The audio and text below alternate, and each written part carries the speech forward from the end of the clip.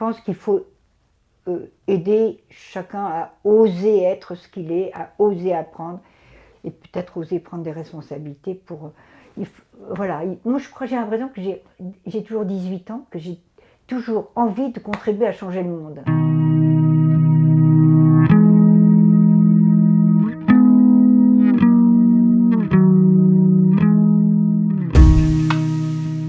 Je suis Claire Hébert-Suffren et ça fait des dizaines d'années que je suis passionnée par la question de l'apprentissage, de la reconnaissance de chacun comme porteur de savoir et capable d'apprendre, de la lutte contre tout ce qui fait humiliation et qui empêche justement d'apprendre et de se reconnaître soi-même comme intéressant.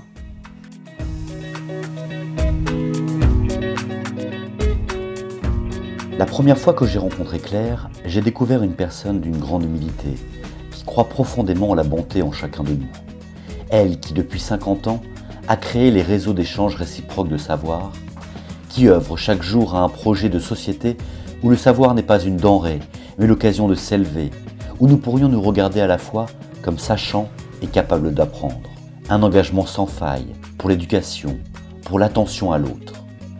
À plusieurs reprises, elle m'a pourtant fait part de sa frustration de ne pas en faire assez, mais elle apporte sa contribution.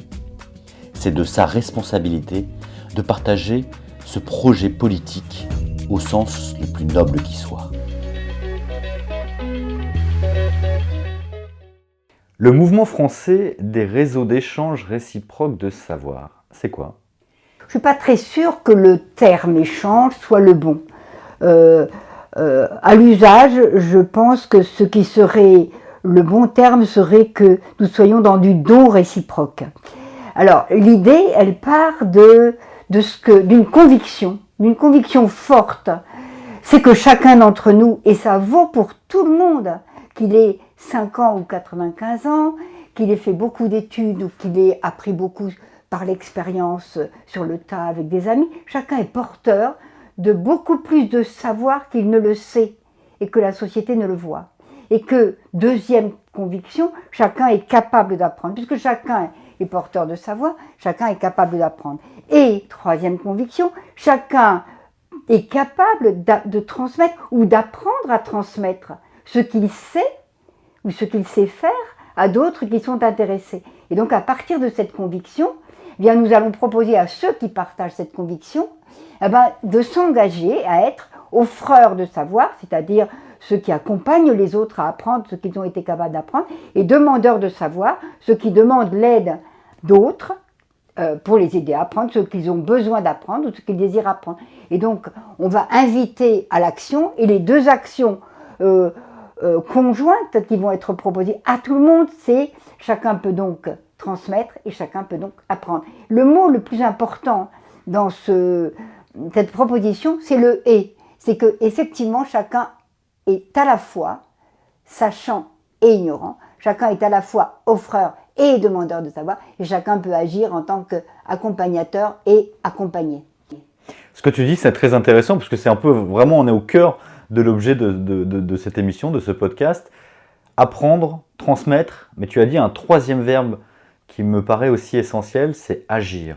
Tout savoir est à la fois une preuve, une chance et un tremplin. Alors, une preuve.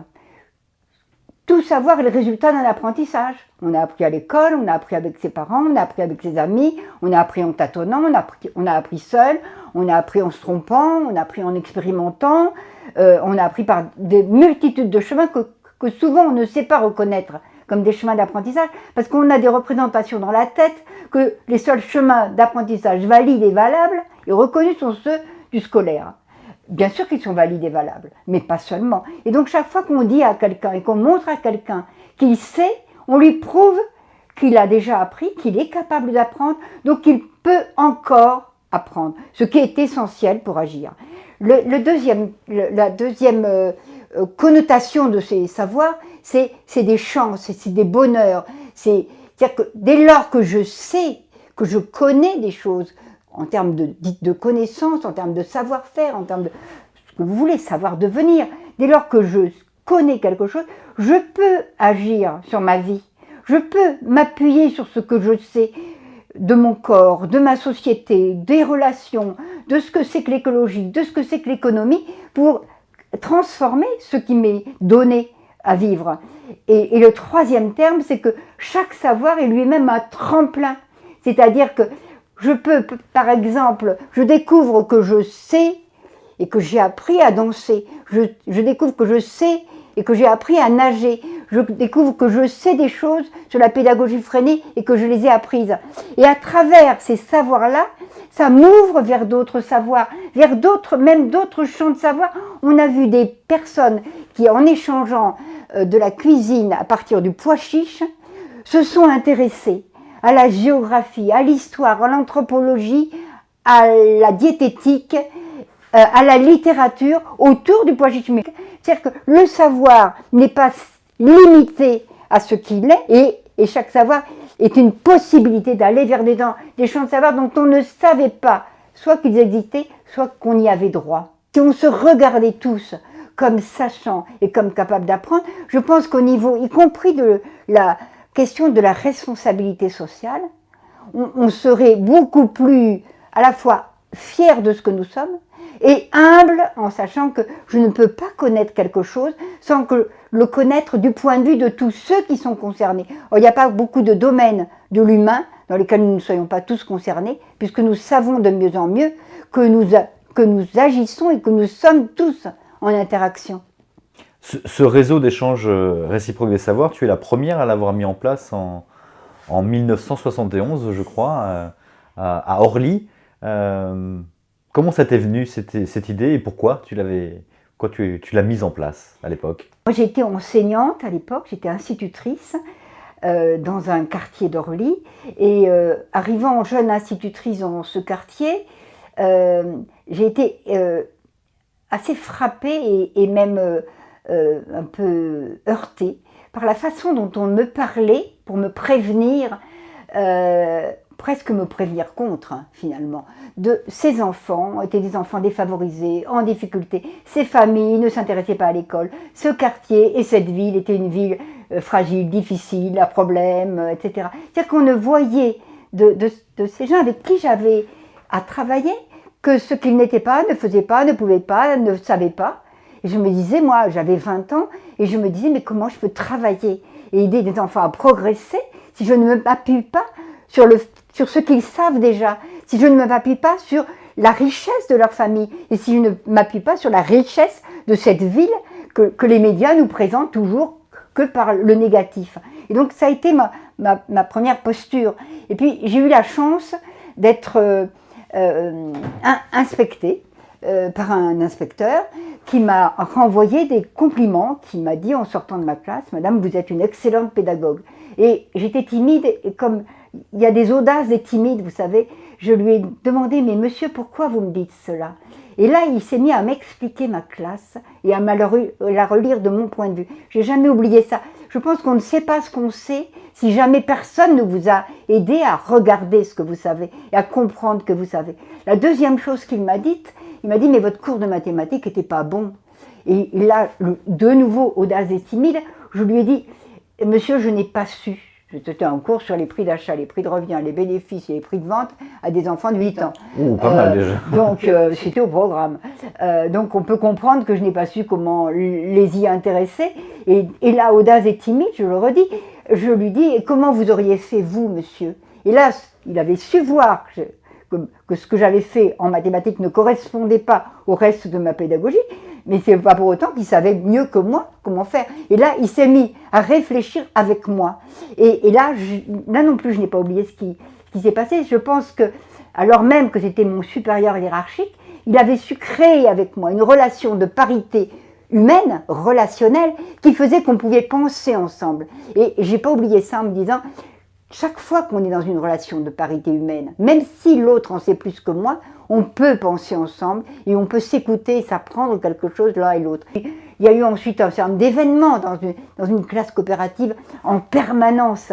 Il y a des événements qui se déroulent parce que les enfants sont intelligents, les enfants sont inventifs, les enfants coopèrent, la classe est ouverte sur l'environnement. Et quand cette petite fille qui était complètement bloquée sur l'école, qu'on avait mis dans ma classe parce qu'on pensait que je pouvais l'accompagner, se retrouve en classe de neige un soir à danser, à voir ses camarades venir danser autour d'elle, et tout d'un coup elle n'était plus regardée comme l'enfant en difficulté et qui nous posait problème, mais comme celle qui avait un don pour la danse, que j'ai relevé. Je lui ai dit, mais ton don est évident, mais il ne faut pas seulement le don, il faut apprendre. Je t'inscris à un cours de danse. Elle est allée à un cours de danse. Quelque temps plus tard, je lui demande si elle peut m'apprendre, nous apprendre, à toute la classe, des bouts de ce qu'elle apprend en danse. Et là, elle s'est mise à nous apprendre, à nous. Et là, j'ai compris, moi, que si elle était un problème pour nous, nous étions aussi un problème pour elle, puisque nous n'avions pas su voir de quoi elle était capable. Et le fait que personne ne peut se sentir bien dans une classe, une école, un quartier, s'il n'est pas reconnu pour ce qu'il peut apporter, et s'il n'est toujours que celui qui est aidé, s'il n'est jamais attendu pour la contribution qu'il peut apporter, on pourrait dire au bien commun, ou au commun qu'on construit ensemble. Donc, si on peut nous-mêmes, plutôt que de vouloir les changer, si on apprend, nous, à changer de regard, et à savoir solliciter les autres sur ce qu'ils peuvent apporter, en général, ils disent oui. Et donc, c'est à partir de ça qu'on a créé le réseau d'échange aux époques de savoir, un soir de novembre 71, avec une soixantaine de personnes dans ma classe. C'est un projet de société, c'est un projet politique, en fait, que tu portes, ouais. Je pense que c'est un projet politique, parce qu'il est bien, il dit bien une conception de la société comme... au sens étymologique presque du terme, comme alliance, une conception de la solidarité, comme le dit, j'aime bien la définition de la solidarité de Emmaüs. La solidarité, c'est se rendre plus solide ensemble. Donc c'est bien un projet de solidarité, de société solidaire, de société apprenante. C'est bien une conception de la personne humaine, dans laquelle, bien sûr que les discriminations existent, bien sûr que les inégalités sociales, économiques, culturelles, politiques existent, mais est-ce qu'on doit se satisfaire de ces inégalités ou est-ce qu'il faut se dire qu'elles sont un danger pour les personnes qui les vivent, mais elles sont aussi un danger pour cette société-là, qui se délite, dans laquelle on n'est plus ensemble, on n'est plus du commun, on ne construit plus du commun, si on construit quelque chose qui est, au fond, des gens qui habitent dans le même quartier, mais qui ne vivent pas ensemble, pas du tout. Parce qu'ils ne savent pas ce qui est intéressant chez les autres et ce en quoi ils peuvent être intéressants pour les autres. Il me semble que, oui, c'est un projet politique. C'est une de mes façons de faire de la politique, ou du politique. Tu souhaitais être c'était un rêve pour toi de devenir institutrice? Pas du tout. Ah bon? Pas du tout. Jusqu'à mes 18 ans, je ne savais pas bien ce que je voulais faire. J'avais un peu envie d'être bibliothécaire, parce que j'adorais lire, et j'avais envie de partager ce plaisir de lire. Donc je m'étais dit peut-être bibliothécaire. Mais en tous les cas, je savais le seul métier que je ne voulais pas faire, c'était enseignante. Bon, bah t'as raté. Après, à 18 ans, j'ai eu envie d'être éducatrice. Donc, pour entrer dans une école d'éducateur, il fallait avoir un an de plus. Donc j'ai fait une année préparatoire. Et pour tout un tas de raisons, je voulais travailler. Et donc le métier que je pouvais faire avec le bac à ce moment-là, c'était institutrice. Je me suis dit, je verrais bien, j'aimais bien travailler avec les enfants. Mais pourquoi tu voulais pas devenir, tu disais... Parce que j'avais vécu l'école comme un grand lieu d'humiliation. Pas forcément pour moi, et pas seulement pour moi, mais dès lors que tu vois un de tes camarades ou une de tes camarades humiliée, avec un cahier dans le dos, avec de la moquerie venant quelquefois des enseignants, venant quelquefois des autres élèves, venant de la note qui t'humilie parce que t'es dans la queue du peloton. Chaque fois que tu vois un autre enfant humilié, ça te renvoie que ça peut t'arriver à toi aussi. Et donc, je ne sais pas si c'était de l'empathie, mais en tous les cas, j'ai pas aimé du tout l'école. J'ai travaillé correctement, j'ai bien travaillé à l'école. C'est pas parce qu'on travaille bien à l'école qu'on aime l'école, et c'est pas parce qu'on y travaille mal qu'on n'aime pas l'école. Mais en tous les cas, j'ai vécu l'humiliation comme une violence, faite à tout le monde, faite à chacun, y compris à ceux qui la subissaient le moins, finalement. Parce qu'on leur apprend que c'est normal que les autres autour d'eux soient humiliés. Et donc, en tant que conception de l'humain, c'est une violence aussi qui leur est faite. Et donc voilà, pourquoi je ne voulais pas être enseignante. Mais j'avais travaillé, entre guillemets, c'était un engagement dans un mouvement, on pourrait dire, d'éducation populaire qui à l'époque s'appelait Cœur vaillant, âme vaillante, et c'était l'Action catholique des enfants, dans lequel on avait appris, puis moi j'avais été à la GEC, jeunesse étudiante chrétienne, et c'était des lieux où on apprenait, où j'ai appris moi pendant quelques années, jusqu'à mes 21 ans, à voir, à regarder ce qui se passe autour de moi et à comprendre qu'on ne voit pas tout seul, qu'on ne voit bien qu'avec les autres, parce qu'on ne peut jamais voir seul la réalité. Donc j'ai appris à observer, à voir, vraiment. On nous apprenait, deuxièmement, à juger au sens d'analyser. On s'aperçoit qu'on ne peut pas juger seul, qu'on ne peut pas analyser seul, qu'on a forcément besoin des points de vue des autres pour comprendre la complexité du réel. Et on nous apprenait à agir là où on était, là où on pouvait, concrètement, rationnellement. Et donc j'ai appris ça.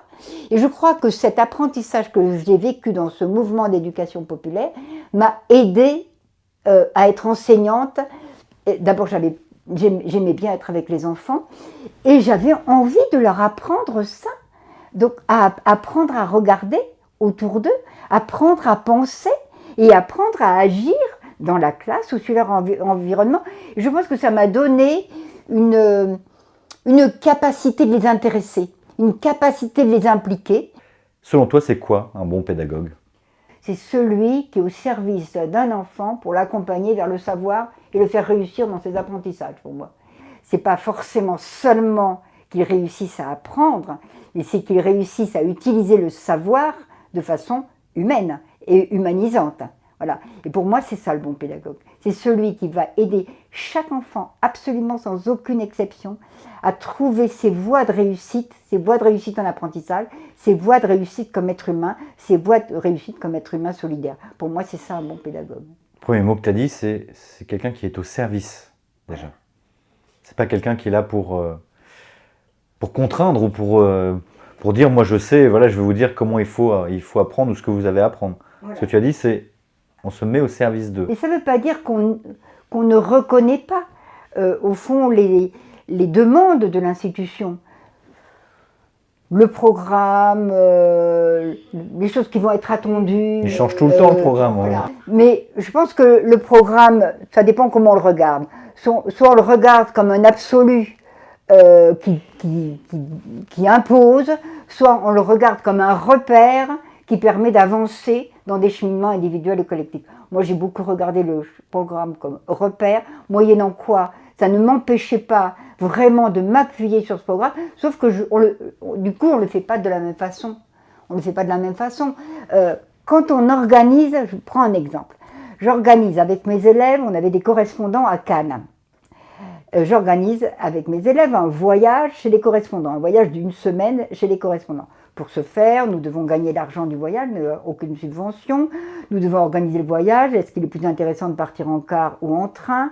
Nous devons organiser les visites que nous allons faire là-bas. Nous devons organiser ce que nous allons raconter de notre vie à nous aux classes correspondantes. Et on fait du français, des mathématiques, de l'histoire, de la géographie, des sciences naturelles, etc. En fait, on fait toutes les matières. Et au fur et à mesure que pour ce projet collectif, auquel ont participé tous les parents dans un quartier où on nous disait qu'ils n'étaient pas intéressés. Tous les parents, sans aucune exception, ont participé à ce projet. Et au fur et à mesure qu'on avance dans ce projet, on est capable de noter ensemble sur les tableaux correspondants au mur. En faisant ça aujourd'hui, on a travaillé sur l'accord des participations. En faisant ça aujourd'hui, on a travaillé sur les pourcentages. En faisant ça aujourd'hui, et qui ne l'a pas encore bien compris, c'est-à-dire d'être attentif effectivement à se servir d'une programmation comme outil pour leur permettre d'avancer dans une conception de leur personne, dans une globalité, d'être acteurs et auteurs de leur vie. Et alors, la notion de service me semble intéressante parce que et je crois que ça commence à être entendu dans le monde de l'éducation nationale. C'est celui qui accompagne. c'est celui qui accompagne l'autre à se former, à apprendre, à découvrir la richesse des savoirs, à éveiller sa curiosité, à se poser des questions qu'il ne s'était pas posées. Et je pense que ça, c'est une évolution positive.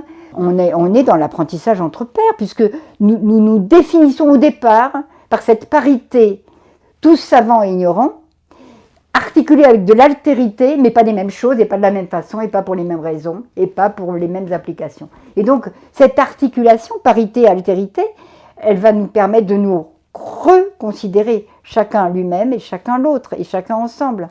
Donc, je suis très intéressée aussi, je suis très intéressée par les trois notions articulées de reconnaissance. On parle beaucoup actuellement de bienveillance. Je pense que la bienveillance en reconnaissance risque vite de dériver vers de la condescendance.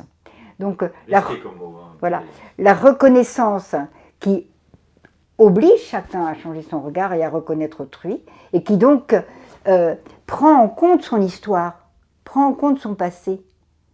Ton passé est intéressant.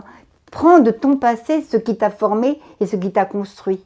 Donc la reconnaissance, l'accompagnement qui prend en compte le présent, dans lequel on va aider l'autre à réussir, et l'encouragement qui donne de l'ouverture vers de l'avenir. Bien sûr, continue, tu es dans la voie que tu es en train de te choisir toi-même avec mon accompagnement ou l'accompagnement de quelqu'un d'autre. Moi, je pense que ça, c'est on pourrait dire une triangulation qui peut être intéressante pour tous ceux qui se posent la question de se mettre au service des apprentissages des autres. Claire, est-ce que tu te rappelles la dernière fois que tu as fait quelque chose pour la première fois? La première fois, j'ai l'impression de faire sans arrêt. C'est terrible parce que j'ai l'impression de faire sans arrêt. En fait, je suis assez anxieuse. Je suis assez inquiète, pas anxieuse, assez inquiète parce que j'ai l'impression de faire sans arrêt des choses pour la première fois. J'ai même l'impression que chaque formation est pour la première fois. C'est-à-dire que la veille d'une formation, même si je l'ai déjà fait 20 fois ou 50 fois, je ne dors pas du tout. C'est comme si je la faisais pour la première fois. C'est terrible, c'est vrai. Hein, ça m'empêche de dormir. Je prépare beaucoup, même si c'est quelque chose que j'ai déjà fait 30 fois. Je prépare beaucoup. Je ne dors pas la veille. J'arrive, je suis très inquiète. Je me dis, mais pourquoi j'ai dit oui? Et puis dès que je suis avec les gens, évidemment, c'est des premières fois, puisque c'est jamais les mêmes personnes, c'est jamais les mêmes questions, c'est jamais les mêmes interactions qui vont se vivre. Et donc, moi, j'ai l'impression de faire sans arrêt des choses. Et que c'est ça qui me... Je ne le regrette pas, ça, parce que c'est très fatigant. C'est comme si, à ce moment-là, c'était le moment le plus important de toute ma vie, tout le temps. Et donc, quand c'est fini, que ça s'est bien passé, la plupart du temps, je suis vidée. Mais je pense que c'est parce que c'est tout le temps une première fois. Alors, je ne sais pas bien répondre à cette question. Parce qu'en fait, j'ai l'impression que des premières fois. Mais parce que c'est jamais la même chose. Et donc, c'est jamais reproductible. Mais en même temps, tu t'appuies sur ce que tu as vécu. Tu t'appuies sur tes expériences passées. Donc, il n'y a pas de première fois qui ne soit pas de la continuation de quelque chose. C'est toujours la suite. Des premières fois, c'est toujours la suite. Et je ne sais pas vers quoi ça va. Et c'est ça aussi qui fait que la vie est intéressante, quoi. Et j'ai réfléchi pourquoi, grâce à la question d'un ami, je lui dis, mais en fait, j'ai l'impression que à chaque fois, c'est une question, pas de vie ou de mort, mais de vie. C'est une question de vie. Ma vie est là, en ce moment, complètement. Et pourquoi je suis si inquiète avant, alors qu'il y a des choses que je commence quand même à savoir que je sais les faire, je sais faire que ça marche, je sais écouter. Pourquoi j'ai cette... Et je me suis dit, alors ça me renvoie quelque chose de positif sur moi-même, hein, mais tant pis, il faut bien se regarder un peu positivement quelquefois. Je me dis, c'est parce que j'accorde beaucoup d'importance à ceux que je vais rencontrer. Et la mesure de mon inquiétude, c'est la mesure de l'importance que j'accorde à ceux que je vais rencontrer et à ce qui pourrait se passer avec eux. Qu'est-ce qu'ils faisaient tes parents? Alors, mes parents, ma mère avait été enseignante jusqu'à son mariage, donc pendant 6 ans, et elle était enseignante dans le Cantal avec des classes uniques. D'ailleurs, elle m'a beaucoup fait plaisir un jour où je lui disais « Maman, dans les classes uniques, au fond, il y avait sans arrêt des formes de réciprocité, puisque pendant que tu t'occupais de tel niveau, tu demandais à tel autre niveau d'aider les plus petits. Et donc, en aidant les plus petits, ce qui touche à la question de la réciprocité en pédagogie, celui qui offre, il apprend parce que il révise, il reformule, il répond aux questions de l'autre, et donc il est gagnant. Dans le tutorat, le tuteur est gagnant. Donc, en permanence, il y avait de la réciprocité dans la classe unique. Et là, j'étais très fière de ma mère, elle avait 90 ans quand elle m'a dit ça, et elle me dit, et en plus, ça permettait à tous ceux qui, à un moment donné, n'avaient pas compris une notion, de la réviser sans honte au moment où je la reprenais avec des plus jeunes. J'étais très contente de ma mère. Et donc après, ma mère a travaillé à nous élever, à s'occuper de nous. Et mon papa, fils de métayer pauvre du Cantal, très doué, très intelligent, boursier, voilà, la promotion sociale pour lui a fonctionné. Il voulait être instituteur. Il est entré à l'école normale, et au bout de 3 mois à l'école normale, son papa, il était l'aîné, son papa est mort. Donc il s'est retrouvé chef de famille. Il avait passé en même temps un diplôme pour entrer dans les postes. Il est allé dans les postes. Il a démarré comme rédacteur dans les postes, et puis ensuite il a fait une carrière dans laquelle il s'est formé toute sa vie. Il s'est formé toute sa vie. Et donc il a fini comme haut fonctionnaire, mais l'un comme l'autre ont été toujours très très attentifs à l'école, à ce que nous apprenions, à la culture. On habitait Paris, ils nous ont beaucoup emmenés voir beaucoup de choses. Jamais aucune différence entre garçons et filles, de ce point de vue-là, ce qui est pas mal. Et puis mon père était aussi mutualiste, très engagé dans les mutuelles. Et quand, après sa mort, on a rangé ses papiers, j'ai trouvé en permanence un mot, 2 mots, qu'il ne nous disait jamais, mais qu'il a prouvé par toute sa vie, c'était les mots de fraternité et solidarité.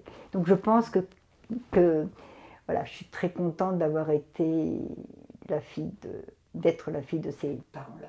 Ce que tu viens de dire avec fraternité et solidarité anticipe peut-être la question que je voulais te poser, mais je te la pose quand même. Quelle est la valeur que tes parents t'ont transmise et qui te sert aujourd'hui? Alors, bien sûr que je pense que c'est la notion de solidarité.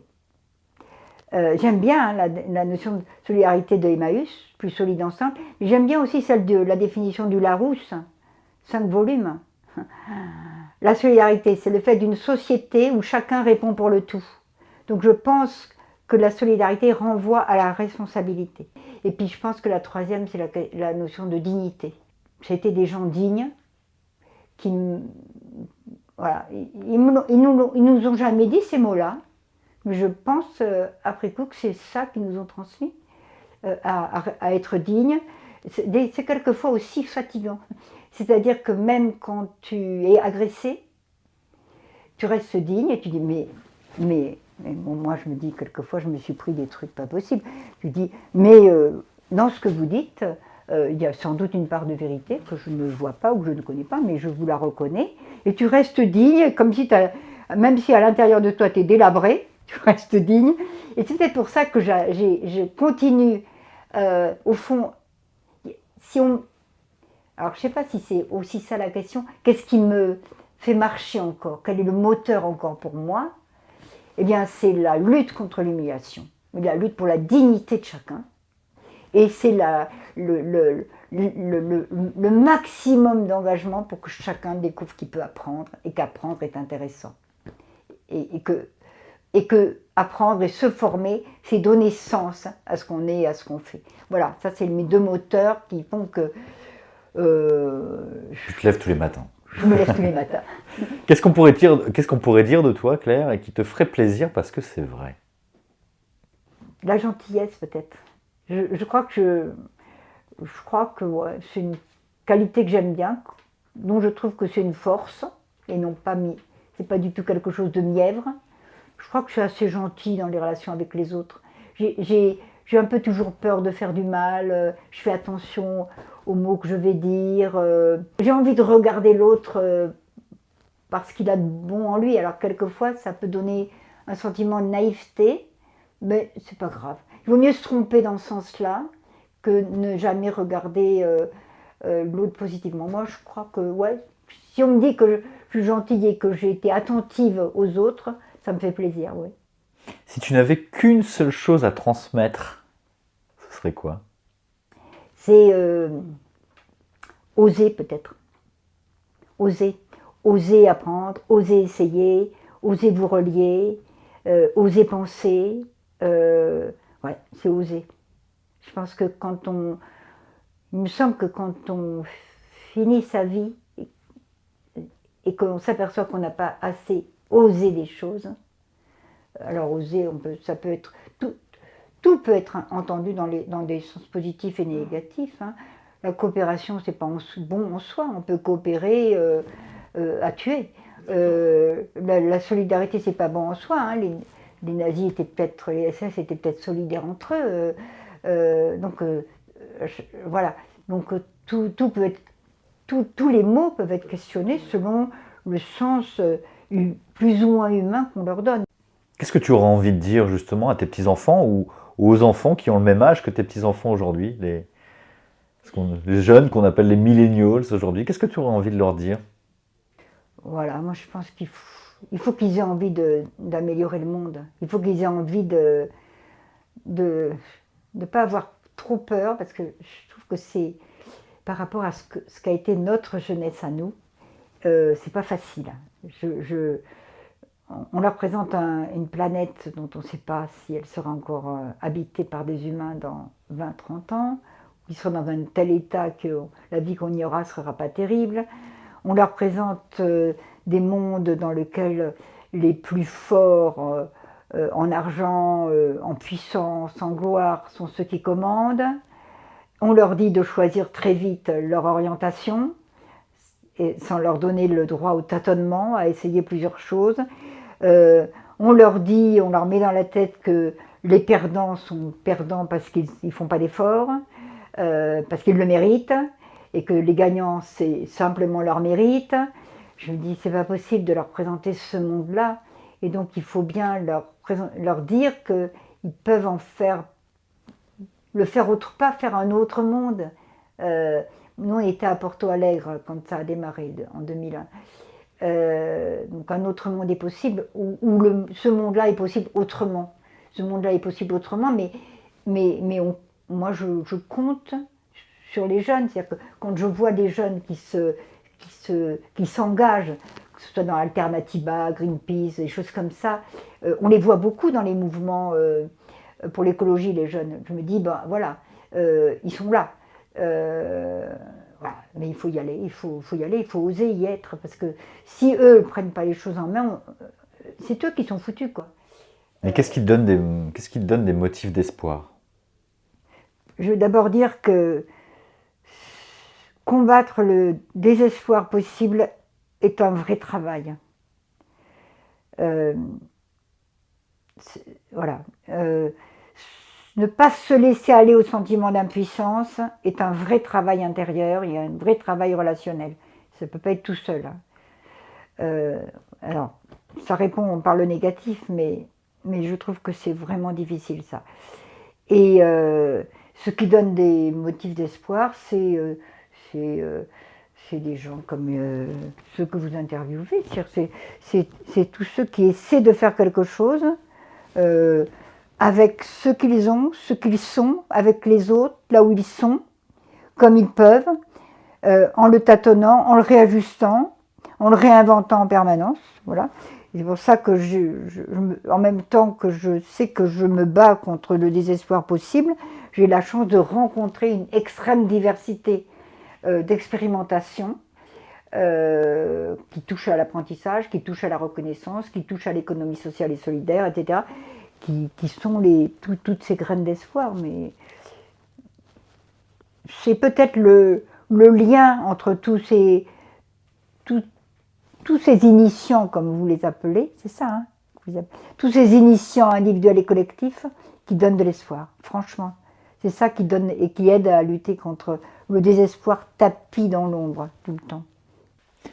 Ma dernière question, Claire, ce sera: quel est ton rêve éveillé?